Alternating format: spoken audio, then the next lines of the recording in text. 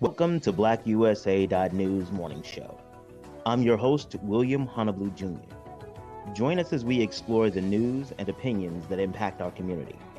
We break down how the major stories have a very personal, local, and racial impact. No topic is off limits, but even if the conversation gets rough, we're always going to keep it real.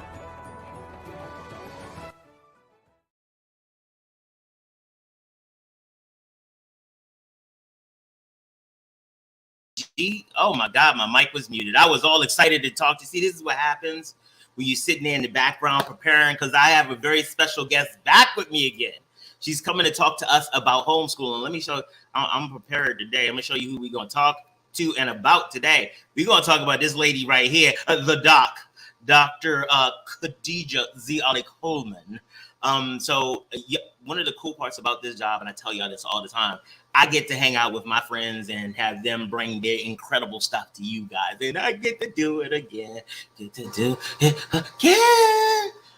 Well, she's a singer, and I'm going to stop because she's probably sitting backstage like, what the hell are we doing today? I don't understand.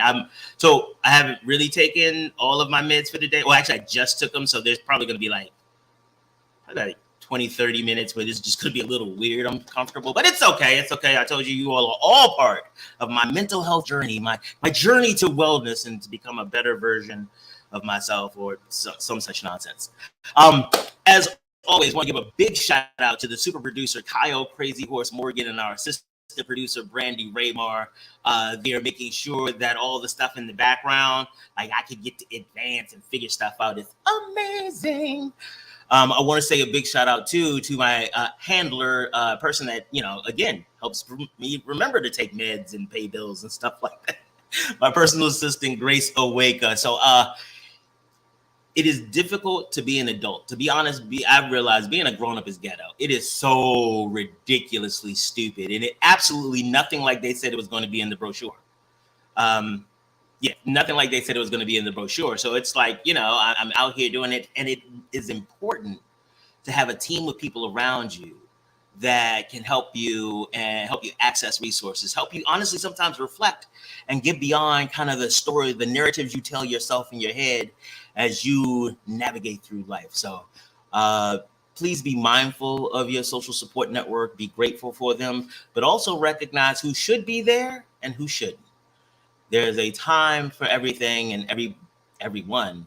And sometimes people have some relationships. Ooh, watch this. Some relationships have expiration dates on them. And don't be afraid to toss it out when it's late. I mean, that's true. I was sitting there thinking, like, is there any kind of food that you could just keep after expiration date and it's okay? I think oats are okay, but it really doesn't taste the same. All right, separate issue. That's a different show. We're going to bring Stephanie Jerger on to talk about oats and natural food stuff and all that other kind of stuff. Stuff. So I got to go over my show notes, make sure that I cover all of the stuff I'm supposed to cover, because y'all know once Dr. Ali-Coleman comes on, I'm going to forget all the pressing of buttons and stuff in the background. But I'm going to try to press all the buttons I need to press right now. Oh my God. Okay. Welcome to the metaverse. Make sure we are big partners with STEM City USA. We are BlackUSA.news. We are so proud to be the first Black media company to stream live into the metaverse. Earlier this year, we had that opportunity and that honor, and that's a really big deal because, it is important to understand that this technology and technology in general is going to evolve with or without us. We need to make sure that we stay on the cutting edge, because if we don't, this will be the next digital divide. I remember back in the day, people with pagers had an advantage about getting calls and knowing this and that. And now if you're not in the metaverse, soon you won't even be able to do work. And it's also important to understand not just that these things exist, but to take an opportunity to practice and engage them, so that we don't just out here just enjoying the fact that you can play, get on your phone and kill ninjas or shoot pigs at birds or something. No, you shoot birds at pigs. Like you're excited about that, not realizing that literally you can run an entire company from this device. But because we don't get taught, because we don't get told, we get left behind. And I am grateful to be part of an organization that is really about making sure that we don't just stay on the forefront for our own edification, for our own benefit, but we are able to share the platform and to allow provide a space for others so that they can do the same. So love the fact that we have an opportunity to work with STEM City USA. Another thing. If you check the description on this video on Facebook or YouTube, you'll see that there's an opportunity. We're running a grant writing class. One of the things that I have realized in my my travels and my work with disinvested communities is that when you look at when you look at the numbers for a lot of disinvested communities, it literally doesn't make sense that they still exist. Like when you look at the incomes from some of these communities and what it takes to live, you're like, how are you all even breathing? And when you work with those communities, you find out it's because we went back to the BIPOC roots, BIPOC, Black and Indigenous people of color, where we work on the gift economy. And what you find, best example for the gift economy is the cookout. You know, everybody in the family, nobody may be really balling in the family, having a lot of resources. But whenever you come to the cookout, everybody brings their little bit, and there tends to be food left over at the end because everybody is giving. And that's what's happening in a lot of these communities. There are people from outside the community and inside the community who just give. And those are the people that are literally keeping the Black community alive, keeping the Black community sustained. And so what we want to do is provide an opportunity for them to learn how to write like some of these organizations that have incredible writers, but have no connection to the community. So we want to help them develop those same types of skill sets. The cost is $50 in advance, $75 the day, at $50 I think by the 8th, and $75 after that. But BlackUSA.news is giving away tickets to it. All you have to do, here you go. All you have to do is go to this bit.ly, apply, tell us about yourself, tell us about how you're helping and how you want to help. And hopefully we'll be able to get you some of the tickets, because again, it is very, very, very important that we turn and invest in these people that are literally keeping our communities alive. All right, I said a lot of words. Okay, give me a second. I gotta breathe a little bit because I get excited. And I got the show notes say, it's so funny. They had to literally write this down. It's like, okay, remember what happened the last time. So I checked all my internet connections. I'm plugged in today. Oh, I'm not going nowhere. And then the next thing was like, oh, and remember, calm down. I laughed when they wrote that. I was like, okay, sure, let's see what happens. So let me put this in context, because some of you all may not have seen her last appearance. This is one of my best friends.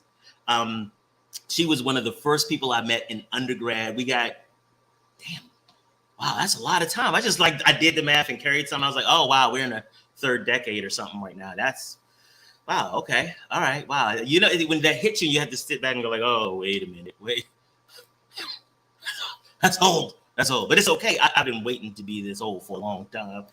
Actually, I think I was born in my 50s, and I just took 5 decades to catch up. But so we not only have been friends for this long, but it has been an amazing journey to watch her evolution and still stay true to the core of who she is. Like, I met her before my first day of college, and this is just a more advanced version of that woman. I don't think the dude that she met when we first met and me, I don't think we would even, honestly, we wouldn't be friends. I wouldn't even know him. Like, who? Are you like Mildred's boy? Like somebody? You look like family. I just don't recognize you. But she has not just stayed the core of who she is. She's expanded on it. She has always been. Oh, see, this is the show. I said, okay, I see what they were talking about. Okay, all right, okay. Ladies and gentlemen, I am happy to bring to you Dr. Khadijah Ali-Coleman. Hey, Doc. I'm on mute. How you doing, my friend? You got me crying backstage. Oh, did I say it wrong or something? No, just thinking about. I'm so sorry. I'm so sorry. Everything that's happening in the world, and then I am very grateful to still know you 30 some years. You gotta say it. It's been 30 years since we met as freshmen in college. And it's just so many things that have been going on this month. Yeah. So it's just so important for us to hold fast to people who we love and who we know. And I'm so sorry. This is such a dramatic entrance. And I'm so Oh no, this it's okay. Because so clearly you didn't see Monday's show. I didn't. So and because the reality, and I think part of what the whole teaching is part of this. It speaks to the need for us to band together, to work together, to establish our own agenda, so that we can have the conversations. Because agenda will be set, things will absolutely happen. There is nothing that time moves. And no bullshit or whatever. Like everything I said about you, I stand on, and I got receipts. Like I remember when we first got in undergrad, and you saw there was an attack on campus. A woman got attacked on campus, and all of a sudden, like every night you had a group of people going somewhere. You had somebody teaching self-defense classes on campus and stuff like that, because it wasn't. You just never sit around and be like, oh, that's busted on them. When we work together at an institution that will remain nameless right now for this portion of the conversation, you know, when the administration had decided that they wanted to do things that clearly were not in the best interest of students, you didn't just sit there and go like, I'm just not going to be a part of it. You fought, you stepped in, you fought. And not only did you fight, you again went out and taught the students how to advocate and develop agency on their own. And that is what I see the teaching is, just an extension of all of those opportunities. It is not so much that I have the credentials, let me help you guys. It is, what do we need to do to bring you an opportunity for agency? Because that is the one, everybody talks about the system doesn't want intelligent Black people. No, it's not intelligence. They absolutely want intelligence because they can benefit from it. They do not want agency. They do not want you to realize that you have decisions to make, and you always have a decision. Sometimes the options suck, but you always have a decision. And I think it's really important as we advance through our careers and gain knowledge, that we create these infrastructures, these pathways, so that the information can be exchanged in a peer group, not just, well, I am William Miles Honeyblue Jr., Esquire, MBA, and as I say it, just follow what I say. Because real talk. Okay, so I apologize. Show note. I need to slow down. I got excited again. My bad. Well, I'm amen and everything you're saying, and it's given me some time also to compose myself. But it's so interesting that you booked me to come on the show before what happened. Yeah. And I will tell you that it just to talk about homeschooling when such violence has occurred in a school, it just the thing is that many Black people have been homeschooling before COVID for Absolutely. decades. This has been a cultural reality, but not until really recently, because of COVID, has it really become a national conversation. But the research that I did during my dissertation study, and also just being knowledgeable of the culture because I homeschooled my own daughter, I know that a lot of Black families, schools environment has had a lot to do with it, but not to this magnitude. Many people aren't saying I'm homeschooling because I'm afraid an active shooter is going to come into school. But so I just say that as context, that you didn't bring me on because of what happened. And that we're talking about homeschooling really as, and when I speak of homeschooling, I speak of it for all the things that you mentioned, this agency, and really recognizing that it doesn't have to really be something that you choose in response to the school suck. I'm an advocate for public schooling. I believe that, I believe in the idea of it, but it's for so many things that you said, that when you do recognize that something is not working, having the agency, the flexibility, and the freedom to choose something different.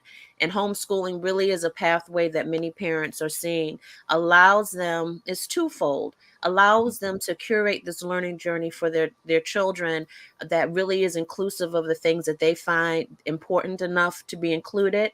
Many parents also are collaborating with their children, either allowing their children to be the lead facilitators or the lead curators of that experience, or at least have some type of input, which is very different than what we understand traditional schooling to offer. But also, many of us are realizing that homeschooling also is a parenting choice, because when the parent is the lead curator of this experience, it's in tandem with how they operate as a parent. And so Right. you see so many opportunities opening up to really of what that parenting experience is for those of Right. us who have had children in traditional school settings and homeschool. We are able to really compare and see the contrast between what that experience with our children looked like when they were in public schooling or in traditional schooling, and some people call it compulsory schooling as well, throughout the day, and then that limited time that we have with them when they come home. And homeschooling really has brought in those opportunities for us to have more engagement with our children. So, And I think oh, go ahead. I'm sorry. no, I say I appreciate the fact that one of the things that you talked about was the compulsory nature of public school and Mhm. homeschooling as a family and a lifestyle choice. Yeah. Um, what it also underscores, while we look at it as an opportunity to help the students develop agency, it also the knowledge that this is an option also allows the parents to develop a level of agency, Yes. because the parents were trained in the same system that we're trying to break for the children. Exactly. So even as a parent, all of the thoughts I have about breaking the system were taught to me by the system. And so Exactly. even my most radical thoughts are in the context of this ball. Right. um and You, so you even speak such providing that. truth. Yeah, You and so speak, I just want to jump in, because you are speaking such truth, and you are zoning in on what the number one obstacle typically is for these parents who are saying, how can I even start, is that they're looking through the lens in which you speak of what their experiences have been within traditional schools. So even when they're thinking of homeschooling, they're really just thinking of this of being at home and doing that.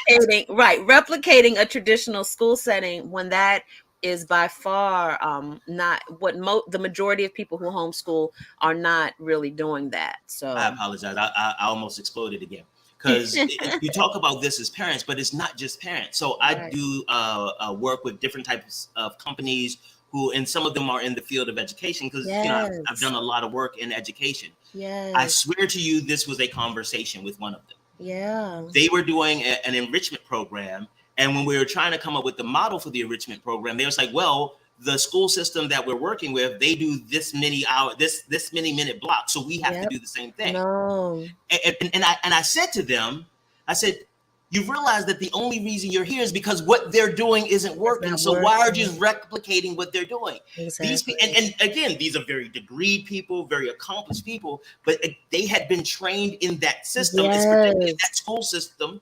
So they, in the system, is designed to get you to believe what it does is correct by default. Yes. And so Exactly. if you want to be successful like me, just do what I do. No, Yeah. that's the entire problem. Right. Can I And speak to that too? yeah, yeah, yeah. Because I appreciate, man, you would think that we planned this, because this is, you are bringing up so many things that I'm so happy to have the platform to talk about, because this is one of the number one things. So I am co-founder and the current director of Black Family Homeschool Educators and Scholars LLC, and this was a group that I I started with the intention of having a space where, because at the time in 2020, I had just, I was completing my dissertation. It was actually before I graduated in May of 2020 with my doctorate, but I had been offered a book deal, which ultimately came this, and we'll talk about Woo! this later. Yeah, absolutely.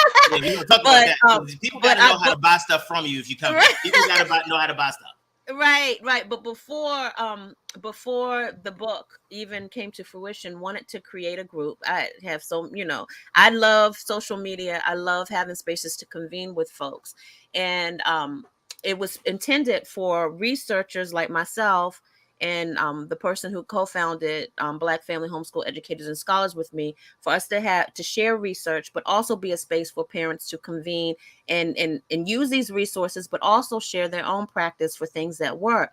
And one of the things that for the past 2 years I've been amazed, it's incredible the number of people who have come to this group to market their services and their supports. And many of them are teachers leaving the industry to now try to become part of the homeschooling ecosystem, and really doing what you're talking about is having these frameworks, working within these frameworks that didn't work in public school, but not even understanding. This is the thing that really concerns me, is that because I've worked in public school, I've been an administrator in higher education.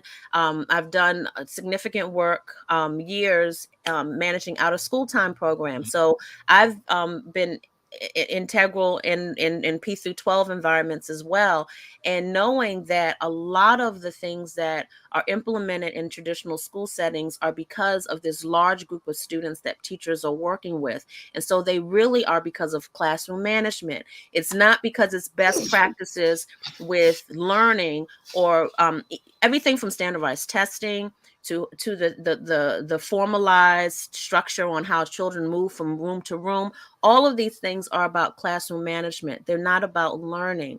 And so when we're talking about taking agency and ownership of what best practices are, what are things that are intuitive, what are strength-based activities and things that we can do with our children, when you aren't restrained by the sheer size of the students that you're working with, then you have more flexibility, and that impacts everything. It impacts from the length of time that that children have to spend on subjects. It impacts where children can study and learn, and it impacts what we consider learning to look like. It's this post that I recently snatched from somewhere and shared in of the group. It's a grid of children doing everything from reading on their own to planting to things that we look at as being recreational or play, and it has the caption, "This is learning," this is school, this is school, this is learning, something like that. Yeah. And really jumping outside of this mindset that learning is behind a desk, is with someone talking at you, and not really being able to be immersed in your learning experience that can look in different ways. Okay, so Rob, big up to Rob Morton, one of the best photographers in the area, especially not just like I take pictures, because a lot of people just pull out their phone like, oh, I'm a photographer, smile for me, lay sexy. Like, that's not Rob. Rob does corporate, and he also does professional stuff or whatever, and he is a homeschooler. So the question is that what was the reference that she mentioned regarding families and homeschool? Oh, wait, watch this, because I'm prepared today. Okay. There you go. There you go. You're so crazy. You do not know how I've been excited about this conversation, because as I've been getting back into working with educators, and so to kind of your point, I was asked to design a tutoring program for students after school, and it was so funny. Things again, because I take a program manager's perspective on problem solving as opposed to an educator's perspective of molding them into this ideal student, whatever the hell that is. And so one of the things I said is, like, we'll do the assessments because you got to know where they are, but then we provide the students an opportunity to pick which subject that they need to remediation in, pick which one they start with. Now, if there's a scope and sequence issue, like, I can't, if you can't count, I can't teach you fractions. You can't just say, I want to learn fractions. Right. Although I'd be willing to do that just to get them to see, because part of the issue so a lot of stuff. Part of the thing that I think is the biggest challenge that would be supported by homeschool that cannot be supported in traditional schools is the fact that your kids are weird. And there are so many nuances to their weirdness that a teacher can't understand that. Like, a teacher doesn't understand, like, if you and I got into beef this morning while I'm in school and I don't want to do work when I'm an A student all the time. When you and I got beef, and then we go into the living room from lesson, we both sitting there looking at each other like, answer is key. And we can work through that. And it also provides an opportunity for us to develop some of those emotional and social emotional skill sets on how to actually deal with conflict and deal with engagement. And one of the reasons that is important, because I think it's important because the entire system was never designed for that. When you look at the beginnings of public education in America, started in Massachusetts, 1647, called the old. We talk about this whenever there's a conversation that come up on education. They know I'm going to talk about the old Deluder Satan law. It was a law in Massachusetts that was like, hey, you street urchins, you all are not behaving, and you all aren't listening to us when the pastors and adults come in and respecting your elders, all the things the Bible teaches you to do. You're not doing those, so you go to this school and you have to sit there. And by the way, we're not going to pick up the tab for it, but every county is going to do it. Like literally, the old Deluder Satan law is what our current education, and then you throw some racist stuff from Thomas Dewey and some other people in there, and we're still doing that. And and again, if all you're learning is from the same people that set the system up, what are you really learning? Right. There's no teaching of agency, because guess what? They don't want agency. They want you to be all the things that we teach in schools, the social, the management pieces are designed to make us better employees. So, it doesn't matter what the syllabus says. Doesn't matter if what they're teaching you makes sense. You don't even have to know if you ever have to use it. Just learn it, repeat it to them, and develop the skills of following directions and don't want to get in trouble. So you can be, when I hire you, you can be better. When they try to figure out what classes they should offer, it's always linked to money. What are going to be the most popular fields? And can I address one of the things that you started off talking about when you said our children being weird, but you then go on to talk about this psychosocial process, or understanding the psychology behind where children are at different phases of their development. And schools definitely, when we look at a grading system, it's really not necessarily in alignment with the psychosocial development. And so I appreciate you bringing that up, because I actually have presented that more than once in homeschooling conferences for parents, because as parents, we're not really taught. We if we have gone in traditional school settings and grown up in traditional school settings, we definitely haven't had a parenting course, but we definitely haven't related or understood that there's certain things, there's a psychosocial development process that our young people are going through. And so that in itself impacts the way what a child is open to learning, their capacity for learning. I love, and I want to give a shout out, if anyone in the Black Family Homeschool Educators and Scholars resource group is watching this, because I posted the link. I want to just shout out all of the active participants in that group, because what happens is that someone new in the group will post, like, usually it's tinged with a frantic sense of help. I need help, or I'm trying to teach my 2-year-old or my 4-year-old. And I love how it's usually mamas come to rally into the scene to encourage the mother, but to also talk about what is really, when we talk about best practices or appropriate, understanding that for a child under the age of 7, what is best practices is play, creative play. Children are learning so much about who they are when they are able to explore, when they are learning to use their imagination, then when they are able to use the materials that are set out around them, the environment, to learn about what's happening, and just who they are. And that is learning in itself. And so a lot of these very formalized structures that we have been we believe is the only way that learning, if we have a curriculum, we have these certain books, then that is the only way that learning happens. And right. I really appreciate this group, that where so many voices coming together and sharing from their own experiences, but also sharing what psychologists know, and what it's out there. It's not hidden, but it is a matter of what we see continuously being implemented when it comes to education and learning. And so many parents know that these a lot of these things in traditional school settings are not working for them. But what it's where when homeschooling becomes a consideration is when they have gotten over that hump of believing that they can't themselves be a part of this learning process. And so many parents do not believe that they have the capacity or the ability. And that's where, my group, I think really helps a lot of parents get over that initial fear. Can I talk a little bit about the teaching that's happening in July? Absolutely. And so I had a video. Can I share the video or no? Absolutely. I'll add it to the screen. Black families have been homeschooling for decades, but not. I just jumped in it, didn't I? Wow, that was great. You want to do a lead in? So this is just a trailer in that is promoting our teaching that's taking place in July.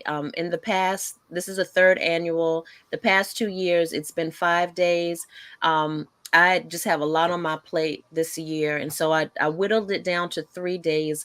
But it's going to be such a robust schedule of speakers and panelists and workshops. And one of the things I'm really excited about is that we're going to have a panel this year featuring formerly homeschooled people, whether they're adults or children, but who can speak to their experience as well. So that's my lead in. Got it. Oh, let's play. Black families have been homeschooling for decades, but not until 2020, during the onset of the global pandemic COVID-19, did homeschooling in the Black community become part of the national conversation. We've heard terminology such as pods and virtual learning being used when referencing homeschooling, but what exactly is homeschooling? Many think that it is when you are replicating a traditional school environment within your home. But you would be surprised to learn what all the possibilities are when you homeschool. From Thursday, July 14th to Saturday, July 16th, join homeschooling mother and educational researcher Dr. Khadijah Ali-Coleman, co-editor of the book Homeschooling Black Children in the U.S., Theory, Practice, and Popular Culture, as she hosts the third annual Black Family Homeschool Educators and Scholars virtual teach-in. During the teach-in, meet more than a dozen Black parents who homeschool as they share tips and insight into their homeschooling practice and have your questions answered and engage in discussion. Tickets are limited for this event. Register today.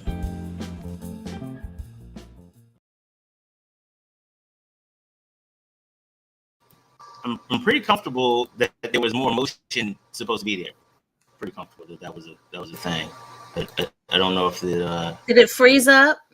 Yeah, I think it was slow. I think it wasn't because the way that videos normally work is that we upload them to the server and then it plays off the server. I think it was trying to play from your computer, so it was like what happened. Okay, yeah. Okay. Right, but you know what? How about this? This is what I'm gonna do. I'm gonna tell you what I'm gonna do. I'm gonna get a copy of that. We gonna talk about you uploading it to me, and I'm gonna put that out there just by itself. Just boom. That's what we do. Okay. That's great. It's on YouTube, right? That's okay. Awesome. So I'll go get it. Don't threaten you.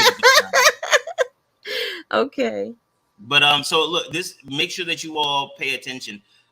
This is going to be a wonderful event. Again, not only it's not the first, it's the third.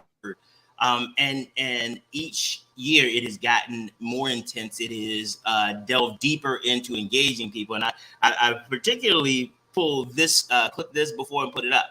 These are the people who are going to be talking to you about homeschooling. Like, I just want to make sure. That's actually those are people who have been involved over the past 2 years. So some of them are returning, some of them are from last year, some of them are from 2020. But yep. But one of the things that I wanted to talk about with this group is that even they are going to be the ones that are educating you about homeschooling, because their products are there, their services that they offer are going to be there as well. Many of them, if I remember correctly, you still have some of the video and stuff from other teach-ins, and you provide that. It's a resource. That's what I want you to understand. It's a resource, and I want to be very particular in looking at this illustration. These faces look like mine. And that experience informs the narrative, informs the conversation. Again, not suggesting that people who don't look like me or of different genders or backgrounds can't help, but we understand that because of the uniqueness of our experience, our contribution to this conversation is different than other communities. And so I want to make sure that people understand that this isn't like, oh, we got this. We read the Thomas Dewey book, and now we're just saying it in blackface. Like, this is not that. And said. Yes, that's great. That's it in a nutshell. I appreciate you. One of the things that you talked about was the fact that at certain ages, children should just be children. They're designed to explore their world. And it brings me again, when we whenever we cover education here, this comes up as well. Oh yeah, Rob said he looks like he can get him some headshots. Okay. Is that a diss? No. Rob is amazing. He's saying that he can help some of them step up their game, because I know, we know where some of these pictures come from. We know where some of these pictures come from. Like, you need a picture? Okay. All right. Leave my parents alone.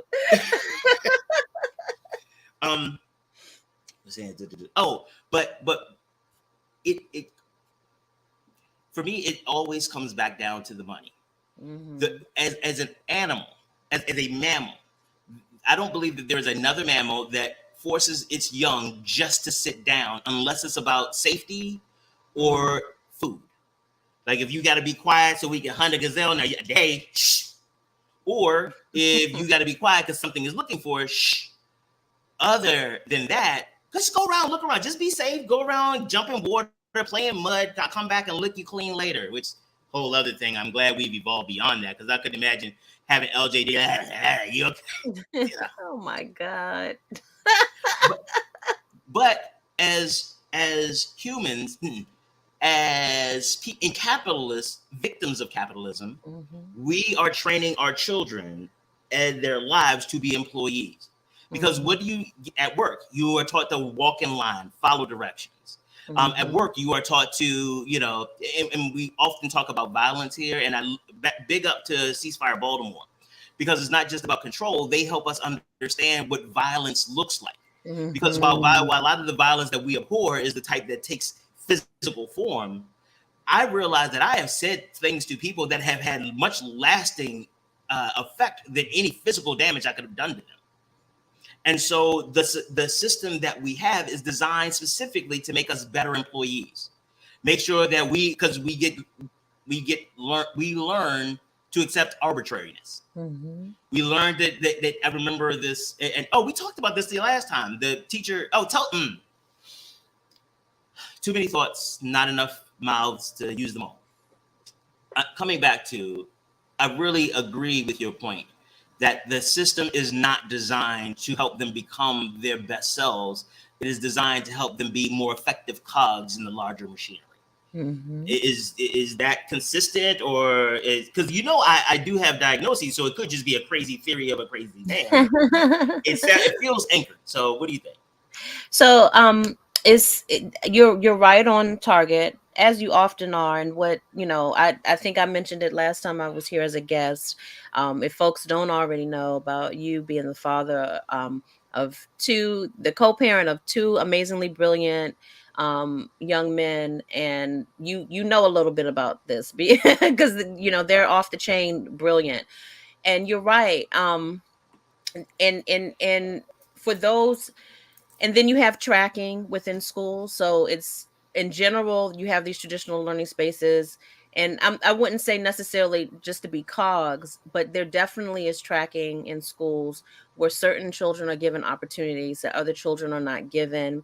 And it just becomes more micro when you look at neighborhoods, then you look at schools, and then you look within the school what's happening. I know that because I was in a master's program for instructional systems design, and really had a lot of problems in that program because it was really Eurocentric, but also when I would do my practicum and some of the things that I would observe and then bring back to have discussions with professors, and just these ideologies, which I looked at as being very toxic in general. But I remember having a practicum within a school.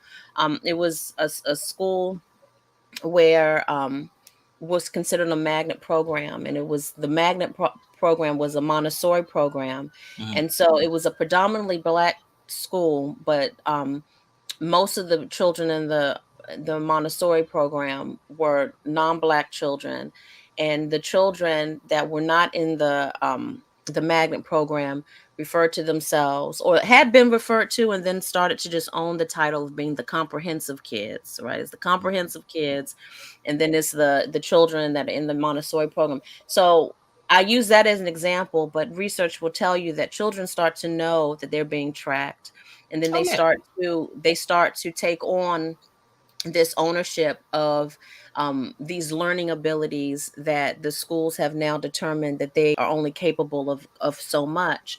And so when we talk about homeschooling, a lot of parents who may have children who may have IEPs or have certain services, or know or believe their children to have certain challenges when it comes to learning, that comes up a lot in terms of how can I homeschool successfully if my child is getting this support or has been identified as such within a school setting.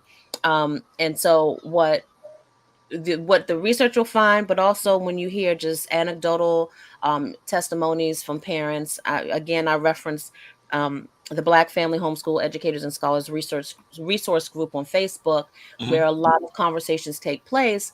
But parents of children who may be diagnosed as being autistic or on a special ed track, talking about how homeschooling has allowed their children to really still have these and engage in these services and supports, or the parent to create or to connect the child with these things. And it's a lot of work, but it's possible. And I think that has been that whole adage, it's a lot of work, but it's possible, is where we get stuck on, because the many parents may not be happy with what's going on in the school, but are not willing or ready to engage in the lots of work part that homeschooling entails.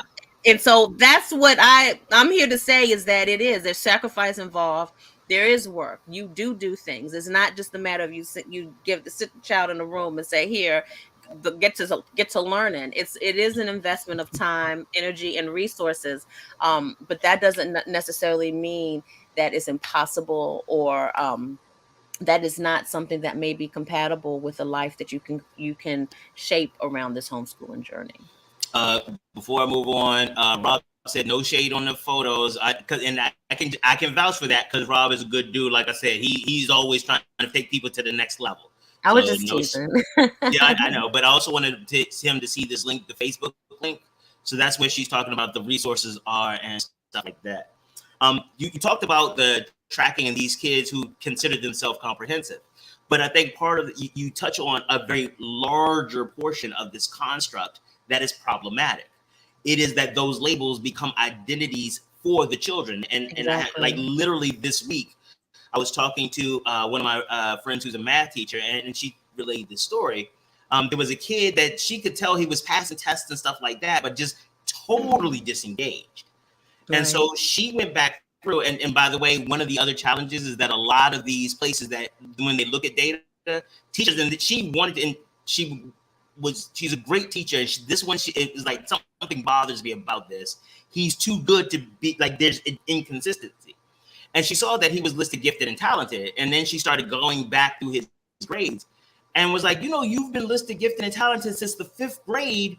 He was like, oh yeah, they said that in the 5th grade. But then it said, I can't remember what she said, but it was basically like they changed their mind because nobody ever brought it up again. Or like he asked somebody, he's like, oh, I don't think, whatever it was. And so he started falling into the, oh, I'm no longer gifted and talented. And she was, and she, and this, he's in the 9th or 10th grade right now. And so she's like, baby, you've been like gifted and talented. Like it says here, he's like, wait, I've been gifted and talented all that time? Huh. And this is the part that is sad for me. She said his performance changed literally the next day. Oh my gosh. So from 5th grade to 9th grade, nothing. Why? Because the gifted and talented wore off. And I wasn't going to get it again. And to your point about the identity, he accepted that. Yeah. I'm like everybody else. I shouldn't even try. And to hear her describe how literally the next day he was turning in work, asking us, hey, is there anything I could do? Well, next year, can I prepare something? Like literally went from, man, this is stupid, to, is there anything I could do this summer to like prepare for classes next year? Yep. And we get them so ingrained in these titles, but guess what? It doesn't stop. Literally, we used to talk about this all the time. Like the month before, I was someplace, and the month before I said like some random theory that I had. The month before, my last name changed to Esquire, and I went back there and said it after, because introduced as to Attorney Honolulu, and then all of a sudden it was like, oh, that's interesting, huh? No, it's not. It's the same thing I said last week, except that now my title has changed. Mm-hmm. And that is one of the more toxic things, because as a parent, you don't let your kid, you got their macaroni things that don't look good on the refrigerator. So if they get a designation as gifted and talented, it also shapes how you engage them as a parent. Exactly. Well, you know what? If you are talented at this, maybe I should. Okay, you know what? Instead of us taking a vacation here, like Rob's son, and again, Rob, I'm gonna put your business out there because it's my show. Rob has not only taken to homeschooling his son, but part of the homeschooling experience is him becoming a professional photographer. Mm-hmm. Like this kid at 14 years old takes amazing photographs, has a great eye for layout and light and stuff like that, right. And is able to contribute and understand. So by the time he is 18, old enough, he has more experience than a lot of the other seniors exactly that he'll be competing with. Yeah. And that provides the opportunity to really help and shape them. Yeah. Let me tell you, my daughter last year, when she was still being homeschooled for high school, she earned, she was commissioned by the Kennedy Center to do a short film, for the Kennedy Center's Young Audiences Theater. They have an Art Under a Minute series. Mm-hmm. And so she's a first year at the University of San Francisco now. And she's taken, she has a minor in film. And one of the things that I had to remind her is that you have these experiences and things where that your peers didn't necessarily have. And you have to remember that and not be arrogant about it, but not necessarily understand the experiences that you have, the privileges that you've had, as a homeschooler, and put that in context when you engage with your peers who may not have the same, they may not have had the same experiences. And my point in mentioning that is that now what is required, because I still consider that I'm parenting. I have a college student. She's no longer a homeschool high schooler, mm-hmm. but it's still given context for her to remember who she is. And now that she's going into these spaces where grades now are a thing, and not to allow herself to be subjugated to being contained, that because that you don't know this or that you haven't done this, and to have a balance where it's and I don't like the word humble, but it's that you're sensitive and empathetic to what other people's experiences are, but also don't forget who you are, and basically don't let people bitch you. I mean, it real. That's what the gist is. Don't let folks come for you and remind people who you are. Okay, let me just say it how I say it to her, is that you need to remind people who you are. Sometimes people have it twisted. They may not know that you have had XYZ experiences. And one of the things, what I love is hearing the narratives of homeschooling children as parents share what their homeschooler is doing. And even doing my research. So my research for my dissertation was looking at African-American homeschool dual enrolled students who were being homeschooled for high school, but also dual enrolled in community college. And all of them across the board were appreciating having the opportunity to self-pace, whether it was to accelerate or if they needed to take more time, but also really these experiences where they're doing things that a lot of times in traditional school settings, they're relegated to being an internship or a work. It's something that you're aspiring to without really being given the opportunity to do it now. And especially if you're building the skills and you're able to do it, why not be able to do it now? And so I appreciate you bringing up that point when you talk about Rob and his child, because those are some of the things that are really commonplace when you talk to homeschooling families, but it also becomes a pushback against this narrative that it's this linear way, that it's school and then you do this, but not realizing that for many homeschooling families, school is about doing and doing those things that many of us only start to engage in professionally as adults. All right. So do I have to let you go at 11? Yeah. So in addition to this stuff, I have a full-time job. I know. That's why I asked the question, because I was about to get all fines. Like, you know what? We just gonna do 2 hours. I talk to Donnie later, but because you touched on a lot of things. And one of them is a recurring theme on our show is the definition of humble. And I want to be correct. I said that Rob's son was 14. Rob's son is 10. Okay, so let's. And yes, I love it. And so one that we always talk about being humble. So let us be clear about what that means. Looking at the etiology of the words is humble and humiliation. Both start with hum, but they have vastly different meanings. To be humble, and by the way, I learned this when I was in seminary. Some of you all didn't know that, but let that process in your head for a little while. I was in seminary, okay. But I learned when we started looking at the ecclesiastical definition of humble and its origins, it is having an accurate view of self. I am the smartest person one of the smartest people most people will meet. That is not me being arrogant. Like, I have data to support that. And so that is me being humble. That is a very accurate, and again, I'll leave it to the public. But if I say I am the smartest you will ever meet, that is not being humble. That is the arrogance. And what has happened is that the powers that be, especially in the religious context, have taken these words and done the George Orwell doublespeak and made humble and humiliation the same. And so what ends up happening is that humiliation is to have a lower sense of self. If someone says, and I love when this happens, somebody says, "Wow, you are so smart," and I go, "Yeah, oh God, you're arrogant. I'm sorry, how are you mad at me because I agree with you?"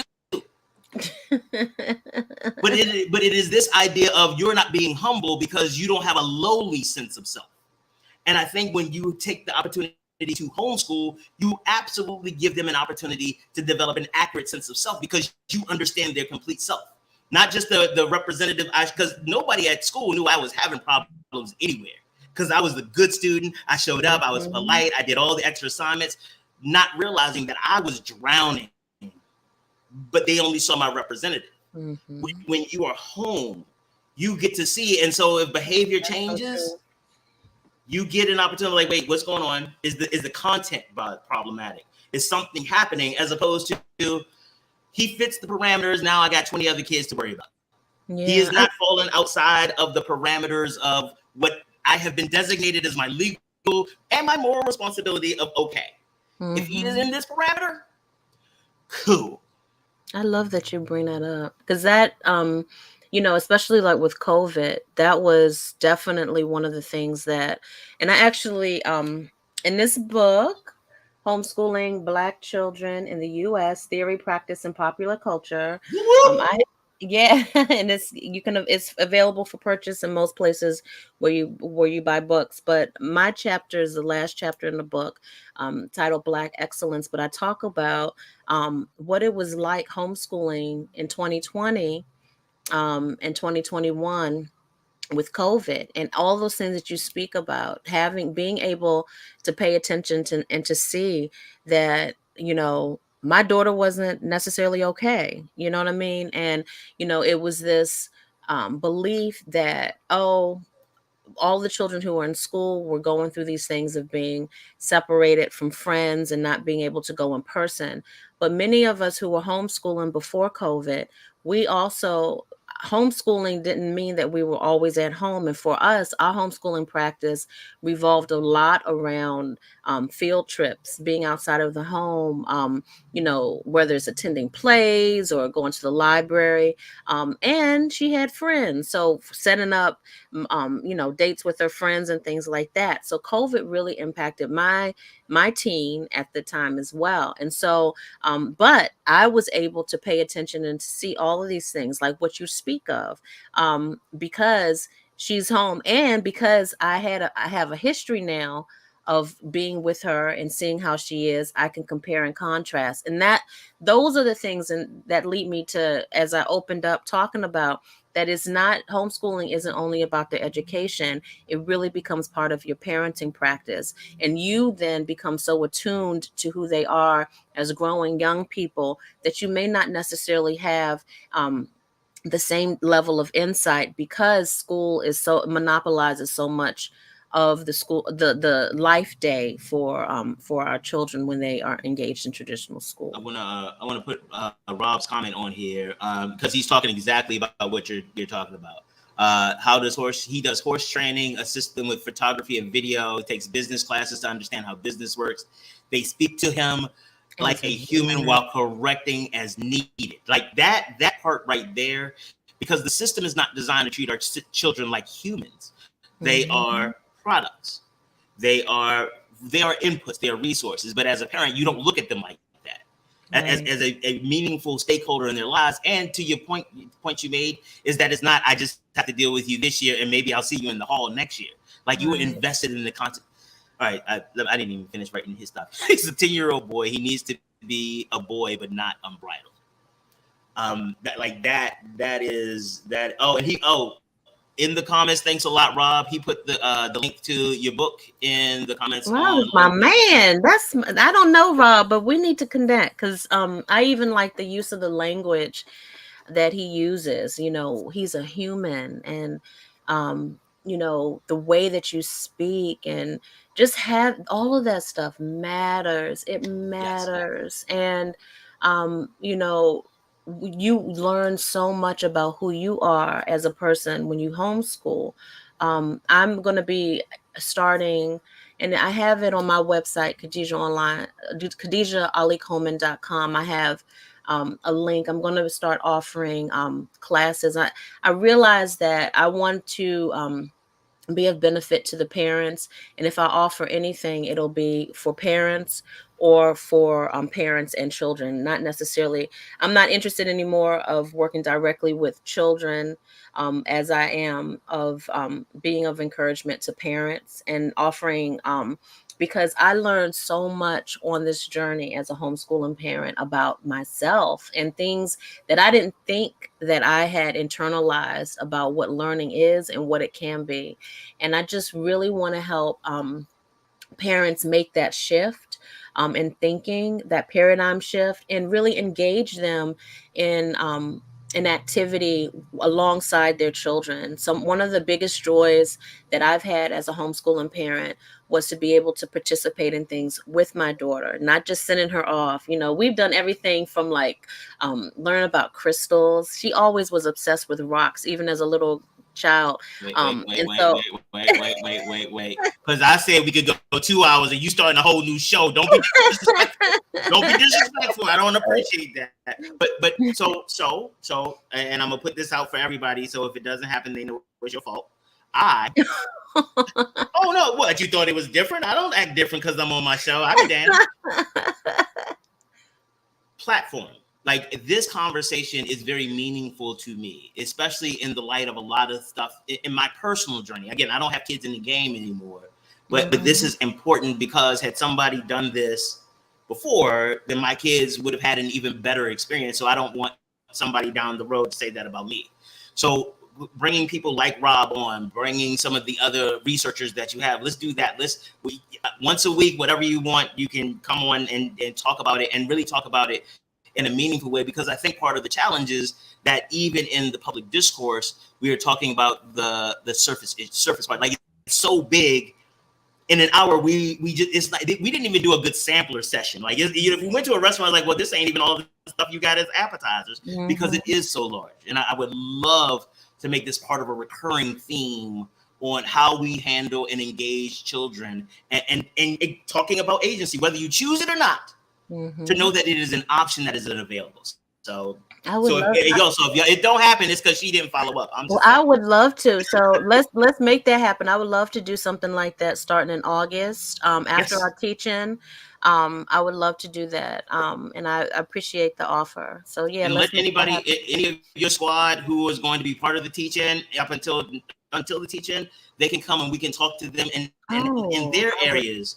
Dig a little bit deeper into it, and then letting people know that this is a resource that is available. Because I mean, I've known Rob for like 5 years or whatever, and it never even occurred to me like, oh wait, you should probably know Khadijah. That made so much sense. Oh my god, like it never, you know what I mean? So I think it's very important that we try to keep this as top of mind as possible. That's wonderful, Will. I love you. Thank you so much.